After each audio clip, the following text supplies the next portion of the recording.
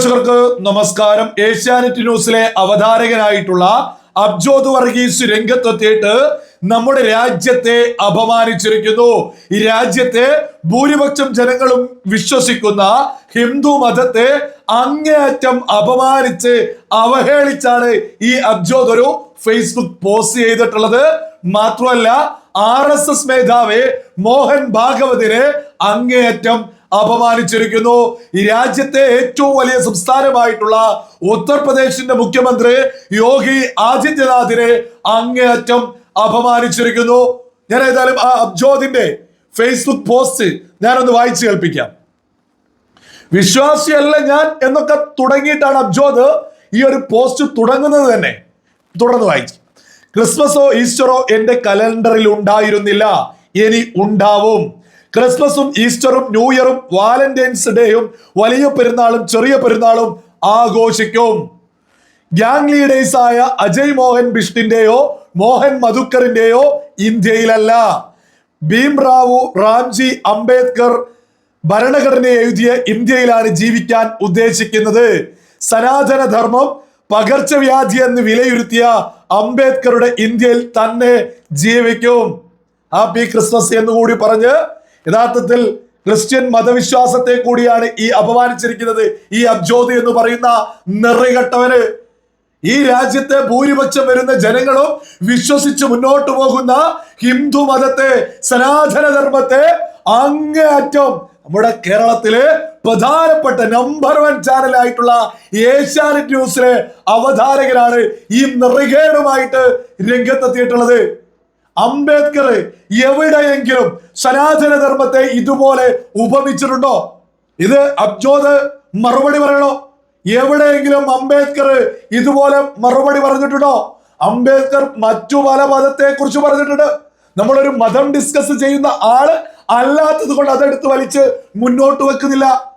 മതമില്ല എന്നും ഒരു ഉളുപ്പില്ലാതെ പറയുകയും ചെയ്യും. എന്നിട്ട് ഒരു മതത്തെ അങ്ങേയറ്റം അപമാനിക്കുകയും മറ്റു മതങ്ങളെ പൊക്കിപ്പിടിക്കും. അതെന്ത് കോപ്പിലെ ഏർപ്പാടാ?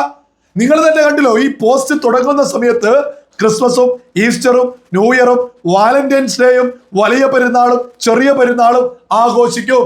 ഹിന്ദു മതവുമായി ബന്ധപ്പെട്ട ഒരു പ്രോഗ്രാമും ആഘോഷിക്കുന്ന ഒരു സ്ഥലത്തില്ല. അപ്പോ ഹിന്ദു ആയിട്ടുള്ള എല്ലാ ആളുകളും ഇവൻ ഈ പറയുന്നത് പോലെ അങ്ങ് മാറ്റി നിർത്തുകയാണോ? ഇതൊക്കെ ഓരോ ബോധമുള്ള ആളുകളും ചിന്തിക്കേണ്ടതാ. അടുത്തതായിട്ട് എഴുതിയിട്ടുള്ളത് നിങ്ങൾ കേട്ടോ. ഗ്യാങ് ലീഡേഴ്സ് ആയ അജയ് മോഹൻ ബിഷ്ടിന്റെയോ യോഗി ആദിത്യനാഥിന്റെ പേരാണ് ഈ എഴുതി പിടിപ്പിച്ചിട്ടുള്ളത്.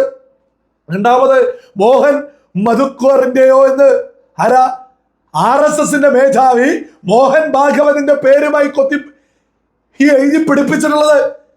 എത്ര എത്ര നെറികേടാണ് ഈ നെറികെട്ടവരൊക്കെ വിളിച്ചു പറയുന്നത്.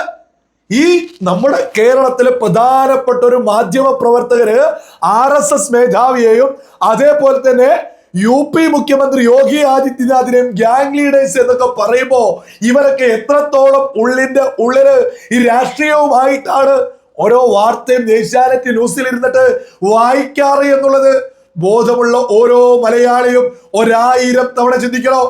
ഏഷ്യാനെറ്റ് ന്യൂസുമായി ബന്ധപ്പെട്ട മാനേജ്മെന്റ് ടീമിനോട് പറയാനുള്ളത്, ഒരു മതത്തെ അങ്ങേയറ്റം അപമാനിക്കുന്ന അവഹേളിക്കുന്ന ഇത്തരം ആളുകളെയൊക്കെ നിങ്ങൾ പടിയടിച്ച് എടുത്ത് ചവിട്ടി പുറത്താകണോ? ഒരു തർക്കമില്ലാത്ത വിഷയ. ഇത് നേരെ മറിച്ച് മറ്റേതെങ്കിലും ഒരു മതത്തെ ഇതുപോലെ അപമാനിച്ചാൽ നമ്മുടെ കേരളത്തില് എന്തായിരിക്കും അവസ്ഥ?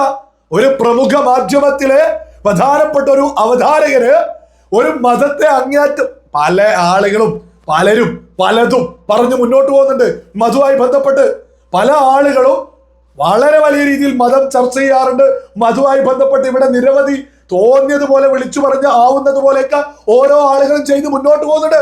അവരൊക്കെ തന്നെ മുന്നോട്ട് പോകും. അതല്ല ഇവിടുത്തെ വിഷയം. നമ്മുടെ കേരളത്തിലെ പ്രധാനപ്പെട്ട ഒരു ചാനലിലെ അവതാരകരാണ് ഒരു മതവിശ്വാസത്തെ അങ്ങേയറ്റം അപമാനിച്ചുകൊണ്ട് ഈ രംഗത്തെത്തിയിട്ടുള്ളത്. എത്ര നെറികേടാണ്. എന്നിട്ട് ഗ്യാങ് ലീഡേഴ്സ് ഉളുപ്പില്ലേ ഈ അബ്ജോദിനൊന്നും? ഒരു ഉളുപ്പില്ലേ? ഓരോ ആളുകളും ഒന്ന് ചിന്തിച്ചു നോക്കൂ. ഈ പറയുന്ന ഈ യോഗി ആദിത്യനാഥ് RSS മേധാവിനെയൊക്കെ തോന്നിയതുപോലെ വിളിക്കാൻ ഇവരൊക്കെ ആരാണ്? സകല ആളുകൾ മനസ്സിലാക്കി രാജ്യത്ത് RSS ഭരിക്കുന്ന ഭാരതായത്. ഒരു തർക്കവും വേണ്ട ചോദേ. ഈ ഗ്യാങ് ലീഡേഴ്സ് എന്നൊക്കെ നീ വിളിച്ചു പറഞ്ഞവർ ഭരിക്കുന്ന ഈ രാജ്യത്. ഒരു തർക്കവും വേണ്ട.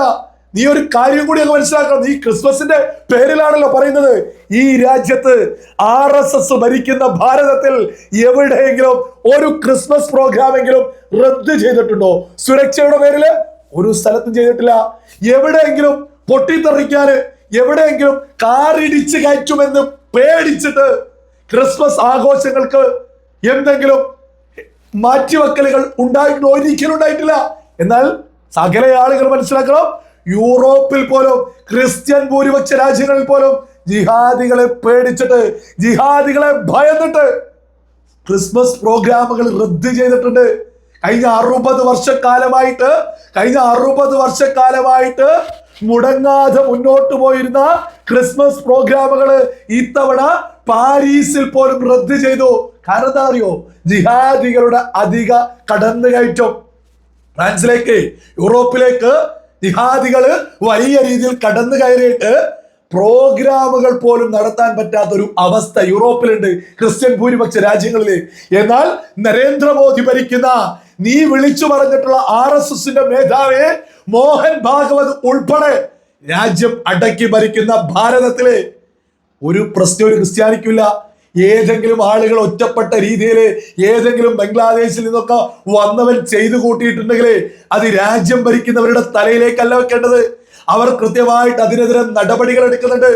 പാലക്കാട് നടന്ന വിഷയത്തില് രാജീവ് ചന്ദ്രശേഖർ കൃത്യമായിട്ട് ചോദിച്ചിട്ടുണ്ട്, ഏതെങ്കിലും വട്ടന്മാർ എന്തെങ്കിലും ചെയ്യുന്നതിന് ഭാരതീയ ജനതാ പാർട്ടിയുടെ തലയിലേക്കാണോ വെക്കേണ്ടത് എന്ന്. ഇത്തരം ഈ അബ്ജോദൊക്കെ എത്ര നെറികേടാണ്. ഒരു മതത്തെ അങ്ങ് അപമാനിച്ചാലും കേരളത്തിലെ പ്രധാനപ്പെട്ട ഒരു ചാനലില് മുന്നോട്ട് പോവാം എന്നൊക്കെ കരുതുന്നുണ്ടെങ്കിൽ കേരളത്തിൽ ഒരൊറ്റ പ്രശ്നമുള്ളൂ, ഹിന്ദു മതവുമായി ബന്ധപ്പെട്ട് അവരെ എന്തു വേണമെങ്കിലും ഇത്തരം നെറികെട്ടവന്മാർക്ക് തോന്നിയത് പറയാം. അതേസമയം നേരെ തിരിച്ച് മറ്റേതെങ്കിലും മതവുമായി ബന്ധപ്പെട്ട് ഇതുപോലെ പ്രധാനപ്പെട്ട ഒരു ചാനലിലെ അവതാരകൻ എന്തെങ്കിലും ഒന്ന് പറഞ്ഞാൽ എന്തൊക്കെ പുകില്, എന്തൊക്കെ പ്രശ്നം ഈ സമയമാകുമ്പോഴേക്ക് പുറത്താക്കിയിട്ടുണ്ടാവില്ലേ? അതല്ലേ ഈ യാഥാർത്ഥ്യം?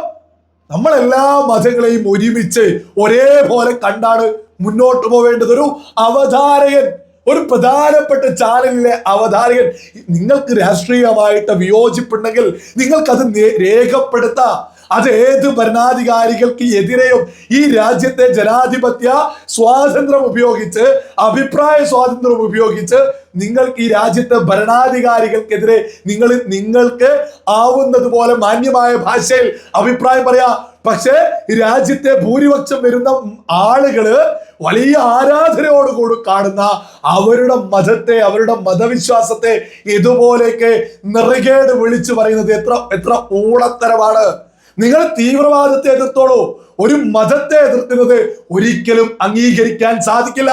അത് ബോധവും വിവരവും വിവേകവും ഉള്ള ഒരു മനുഷ്യനും ചെയ്യേണ്ടതില്ല. ഈ സകലരും മനസ്സിലാക്കേണ്ടതാണ്, ഈ സനാതന ധർമ്മത്തിനെതിരെ അല്ലാതെ മറ്റേതെങ്കിലും ഒരു മതത്തിനെതിരെയായിരുന്നു ഇതൊക്കെ പറഞ്ഞത് എങ്കിൽ നമ്മുടെ കേരളത്തിൽ ഓരോ പ്രമുഖ മാധ്യമങ്ങളിലും ഇത്തരമുള്ള ഒരാൾ അവതാരകനായിട്ട് ജോലിയൊന്നും ചെയ്യില്ലായിരുന്നു എന്നുള്ളതൊരു യാഥാർത്ഥ്യ. സനാതന ധർമ്മത്തിനെതിരെ, യോഗി ആദിത്യനാഥിനെതിരെ, RSS മേധാവിക്കെതിരെയൊക്കെ തോന്നിയത് പറയാം. അതായത് നമ്മുടെ കേരളത്തിലൊരു സാഹചര്യം അത്തരത്തിലാ. മുന്നോട്ട് ആരെയോ പ്രേരിപ്പിക്കാൻ, ആരെയോ സുഖിപ്പിക്കാനല്ലേ ഒരു ഉളപ്പുമില്ലാതെ ഈ അബ്ജോദൊക്കെ ഇതുപോലെ വിളിച്ചു പറയുന്നത്. എന്തിനാണ് മറ്റൊരു മതത്തെ ഇങ്ങനെ അപമാനിക്കുന്നത്? ഇതിനെതിരെയൊക്കെ ശക്തമായിട്ട് ജനാധിപത്യ രീതിയിലുള്ള പ്രതിഷേധങ്ങൾ ഉയർത്തേണ്ടതുണ്ട്.